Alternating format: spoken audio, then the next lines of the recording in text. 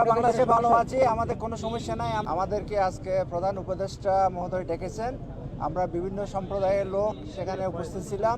খুবই শান্তিপূর্ণ এবং আন্তরিকভাবে দীর্ঘক্ষণ আলোচনা হয়েছে। এতক্ষণ যে সময় দেবেন আমরা ভাবতে পারিনি।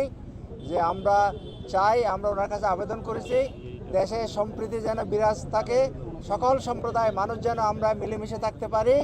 যে আমাদের যে একটা ঐতিহ্য, বাঙালি জাতির যে একটা ঐতিহ্য, সেই ঐতিহ্য যাতে বজায় থাকে, আমরা সেই কথা বলেছি। উনি আমাদের সমস্ত কথা শুনেছেন এবং সেই অনুযায়ী উনি ব্যবস্থা নেবেন, আমরাও সেই কামনা করি। আমরা অবশ্যই বলেছি আমরা ভালো আছি, বাংলাদেশে ভালো আছেন, আমরা বাংলাদেশে ভালো আছি, আমাদের কোনো সমস্যা নাই। আমরা বলেছি যেখানে যেখানে সমস্যা ছিল আমরা সেটা উল্লেখ করেছি, ওনাকে জানিয়েছি। দাদা, ভারতীয় মিডিয়ায় যে অপপ্রচারগুলো হচ্ছে এই ব্যাপারটাতে নিশ্চয়ই আপনারাও কষ্ট পাচ্ছেন, আপনারাও তো বাংলাদেশী। এটা আমি বলি, আমাদের কোন মিডিয়া কোথায় কি অপপ্রচার করতেছে এটা ওই দেশের বিষয়, এটা আমাদের বিষয় না। আমরা কি প্রচার করতেছি এটা হচ্ছে বড় বিষয়।